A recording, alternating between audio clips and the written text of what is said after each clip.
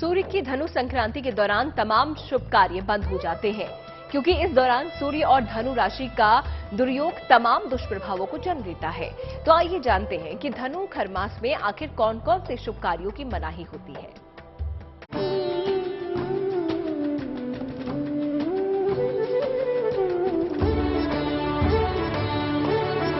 सूर्य, शनि और केतु को आपस में शत्रु माना जाता है और इसी कारण से इन ग्रहों की युति बाधा लाती है। जानकारों की माने तो सूर्य के धनु राशि में रहने का समय अशुभ प्रभाव देता है, इसलिए इस दौरान तमाम शुभ कर्म जैसे शादी विवाह के लग्न, गृह प्रवेश, जनेऊ और मुंडन करने की मनाही होती है। कि सूर्य राजा हैं और जब राजा धीमी गति से संचरण करेंगे उनके प्रभाव में कमी आएगी, तो जो व्यवस्था है वो सुचारू रूप से नहीं चलने पाएगा। ऐसे में जब हम कोई मांगलिक कार्य करते हैं तो उसका जो परिणाम है उसमें न्यूनता आ जाती है, कमी आ जाती है, उसकी तीव्रता में कमी आ जाती है, तो हम चाह करके भी उसका पूर्ण सुख प्राप्त नहीं कर सकते। इस कारण से ऐसी मान्यता रही है, धार्मिक मान्यता है कि धनुर्मास में खर मास में मांगलिक कार्य न किए जाएं, सिर्फ पूजा तप अनुष्ठान ही किए जाएं। अगर आप कोई संपत्ति खरीदने की योजना बना रहे हैं या नया घर खरीद रहे हैं तो ये सभी काम कुछ समय के लिए टालना होगा, क्योंकि जब तक सूर्य धनु राशि में रहेगा तब तक किसी भी हाल में घर या कोई दूसरी नई संपत्ति खरीदने के शुभ योग नहीं बनेंगे। संपत्ति बनाने का उद्देश्य संपत्ति का सुख पूर्वक उपभोग करना है। अगर इस समय में मकान बनाया जाएगा तो उसका सुख मिल पाना काफी कठिन होगा।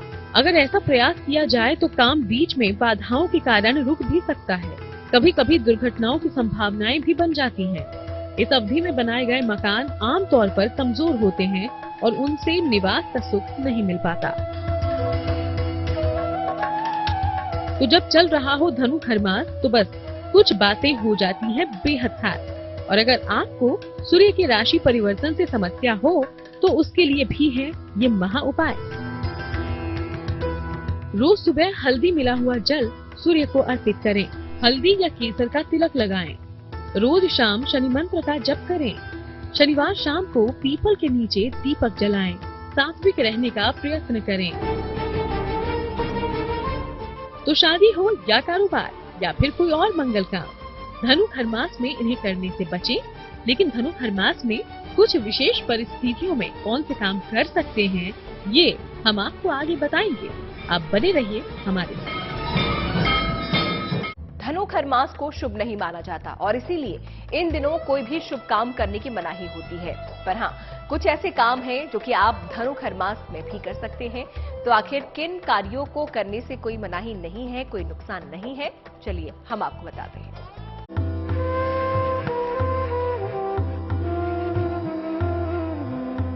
पूरे खरमास में कोई भी शुभारंभ करने की मनाही होती है। वैसे तो सूर्य का धनु राशि में प्रवेश तमाम अशुभ योग बनाता है, लेकिन विशेष परिस्थितियों में धनु खरमास में भी कुछ काम किए जा सकते हैं। इसका सकारात्मक प्रभाव धार्मिक कृत्यों को लेकर के बहुत अच्छा पड़ता है। जैसे नदी में स्नान करना शुभ फल प्रदायक होता है, जप तप अनुष्ठान करना शुभ फल प्रदायक होता है, ईश्वर की आराधना करना अति शुभ कारक होता है, अपने इष्ट देव या इसकी पूजा करना श्रेष्ठ फल प्रदायक होता है। तो देखिए, अगर शुक्र बलवान है और बृहस्पति की स्थिति ठीक है और सूर्य देव धनु राशि में प्रवेश कर रहे हैं, खरमास की स्थिति है, तो उस स्थिति में आप पुंसवन कर सकते हैं, सीमंतोन्नयन कर सकते हैं, प्रसूति स्नान कर सकते हैं, जात कर्म हो सकता है, अन्नप्राशन हो सकता है, व्यापार का आरंभ हो सकता है, पशुओं की खरीद बिक्री कर सकते हैं, आप धान्य स्थापन आप कर सकते हैं, शस्त्र धारण कर सकते हैं। तो जानिए खरमास में कौन कौन से काम कर सकते हैं। अगर प्रेम विवाह या स्वयंवर का मामला हो तो विवाह किया जा सकता है। अगर कुंडली में बृहस्पति धनु राशि में हो तो भी इस अवधि में शुभ कार्य किए जा सकते हैं।